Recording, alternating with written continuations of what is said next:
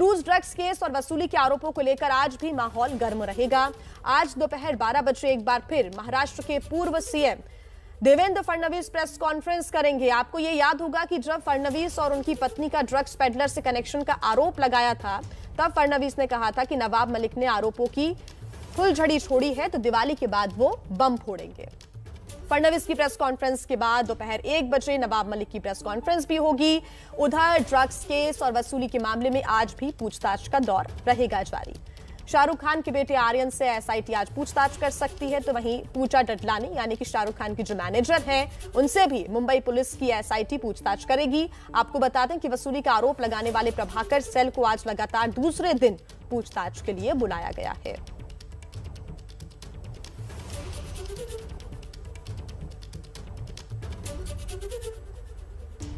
हर हलचल पर ABP news की लगातार नजर है। सबसे पहले आइए आपको दिखाते हैं कि इस केस में किस तरह लगातार आरोपों की बौछार हो रही है। क्या पूना के केस में कोई ड्रग का मामला इन पर पेंडिंग है? हमें लगता है वानखेड़े साहब को इसका खुलासा करना चाहिए। नवाब मलिक का समीर वानखेड़े पर ताजा हमला उनकी पत्नी की बहन के खिलाफ एक केस को लेकर है। समीर दाऊद वानखेड़े, क्या आपकी पत्नी की बहन हर्षदा दीनानाथ रेडकर किसी ड्रग्स के धंधे में शामिल है? आपको जरूर जवाब देना चाहिए, क्योंकि उनका केस पुणे अदालत के समक्ष पेंडिंग है और ये सबूत है। इसके साथ ही नवाब मलिक ने केस की सुनवाई की तारीख की जानकारी से जुड़े दस्तावेज भी ट्वीट किए, जिनमें हर्षदा दीनानाथ रेडकर का नाम लिखा है और साथ ही 2008 में हुई पहली सुनवाई और मार्च 2022 में होने वाली अगली सुनवाई की तारीख दर्ज है। मैंने ट्वीट द्वारा एक सवाल खड़ा किया है कि ये महिला कौन है, इससे आपका क्या संबंध है? क्या पूना के केस में कोई ड्रग का मामला इन पर पेंडिंग है और उसकी तारीख मार्च के 2022 में है क्या? हमें लगता है वानखेड़े साहब को इसका खुलासा करना चाहिए। नवाब मलिक के आरोपों पर वानखेड़े की पत्नी क्रांति और साली हर्षदा दीनानाथ रेडकर ने तो अभी कोई प्रतिक्रिया नहीं दी है, लेकिन इस पर समीर वानखेड़े की तरफ से जवाब दिया गया है कि जनवरी 2008 जब का ये केस है, मैं उस वक्त नौकरी में भी नहीं था। मेरी क्रांति रेडकर से 2017 में शादी हुई है, तो फिर मैं इस केस से किसी भी तरह से कैसे जुड़ सकता हूँ?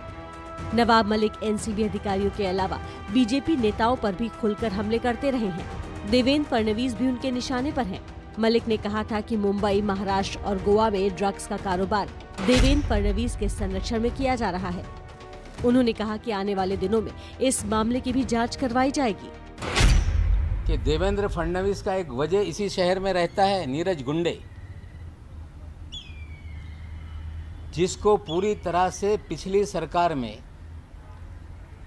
मुख्यमंत्री निवास में एक्सेस था, मुख्यमंत्री कार्यालय में एक्सेस था, सारे अधिकारियों के चैम्बर में एक्सेस था, सारे पुलिस के ट्रांसफर वो तय करता था, ब्यूरोक्रेसी के ट्रांसफर वो तय करता था और पूरी तरह से उगाही उसी के जरिए महाराष्ट्र में की जाती थी। नवाब मलिक के आरोपों के जवाब में बीजेपी नेता देवेंद्र फडणवीस ने ट्वीट करके कहा कि नवाब मलिक के अंडरवर्ल्ड से कनेक्शन है और दिवाली के बाद इसका खुलासा करेंगे। बीजेपी अभी नवाब मलिक के आरोपों पर ही जवाब देने की तैयारी कर रही थी कि कांग्रेस नेता दिग्विजय सिंह भी इस केस में कूद पड़े हैं। मुझे तो शक ये है कि 3000 किलो के ड्रग के केस को पर से ध्यान हटाने के लिए ये सब रचा गया है। और ये रचा किसकी तरफ से गया? अगर सर कॉन्स्पिरेसी स्वाभाविक है, जो सत्ता में हुई तो करेगा। मुंबई ड्रग्स केस सामने आने के बाद हर रोज जितने किरदार सामने आ रहे हैं, उससे ज्यादा इस मामले में राजनीति हो रही है। ऐसे में ये केस कहां से शुरू होकर कहां खत्म होगा, हर आदमी के मन में यही सवाल है। तो दिवाली के बाद आज एक बार फिर मुंबई में बम धमाके होंगे। कुछ ऐसा ही देवेंद्र फडणवीस ने भी कहा था। आज वो अपनी प्रेस कॉन्फ्रेंस में क्या खुलासे करेंगे, क्या धमाके करेंगे, ये देखना होगा। इसी पर आइए ज्यादा जानकारी हम लेते हैं। हमारे संवाददाता सूरज ओझा हमारे साथ जुड़ गए हैं। सूरज, आपसे ही जानना चाहेंगे क्योंकि वार पलटवार लगातार जारी है। एक तरफ देवेंद्र फडणवीस ने कहा था कि दिवाली के बाद बड़े धमाके करेंगे, आज वो दिन आ गया है। उसके बाद नवाब मलिक उन्हीं जवाबों का एक बार फिर पलटवार भी करेंगे। सूरज। चलिए सूरत से एक बार फिर हम जुड़ने की कोशिश करेंगे। फिलहाल आपको बता दें कि दोपहर 1 बजे नवाब मलिक की प्रेस कॉन्फ्रेंस है। उसके पहले ही फडणवीस ने कहा था कि वो भी कई खुलासे करेंगे और दिवाली के बाद धमाके करेंगे। हालांकि आज वो क्या खुलासे करते हैं 12 बजे ये पता चल जाएगा। 12 बजे देवेंद्र फडणवीस की प्रेस कॉन्फ्रेंस है और दोपहर 1 बजे हो सकता है कि जो प्रेस कॉन्फ्रेंस में देवेंद्र फडणवीस आरोप लगाएं या खुलासा करें, उन्हीं सवालों का जवाब देते हुए नवाब मलिक 1 बजे नजर आ सकते हैं। सूरज, आज धमाके होंगे ये तय है?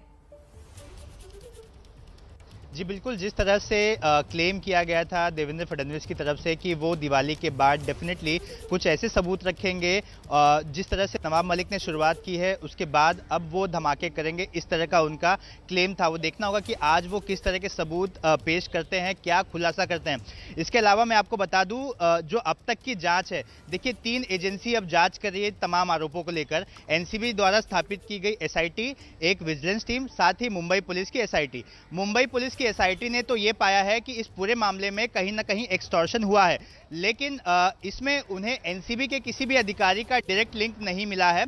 साथ ही सबसे इंपॉर्टेंट चीज उन्हें यह पता चली है कि जो केपी गोसावी है वो खुद को एनसीबी का अधिकारी बताकर पूजा ददलानी से मिला और जब उसकी मीटिंग हुई थी पूजा ददलानी के साथ, तो उस वक्त उसने आर्यन खान का कुछ फोटोज जो खींचे गए थे इसी हेडक्वार्टर में जहां पर हम खड़े हैं, साथ ही एक ऑडियो क्लिप, ये 2 चीज उसे दिखाई थी ताकि उसे विश्वास हो जाए कि केपी गोसावी एक एनसीबी का अधिकारी है और वो आर्यन को इस पूरे मामले से निकालने में मदद कर सकता है, और ये दिखाकर वो पूजा ददलानी से मोटे पैसे वसूलने की तैयारी में था।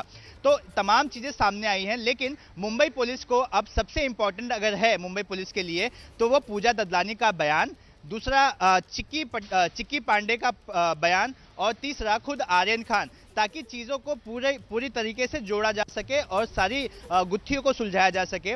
आज मुंबई एनसीबी में जो एसआईटी है उन्होंने उसके सामने आर्यन खान आ सकते हैं, क्योंकि लास्ट टाइम जब उन्हें बुलाया था पिछली बार तो उन्होंने तबीयत का हवाला दिया था। आज कह सकते हैं कि संग्राम देखने को मिलेगा। सूरज, क्या कहते हैं देवेंद्र फडणवीस, उसके बाद नवाब मलिक का क्या जवाब आता है, इस पर लगातार नजर रहेंगी।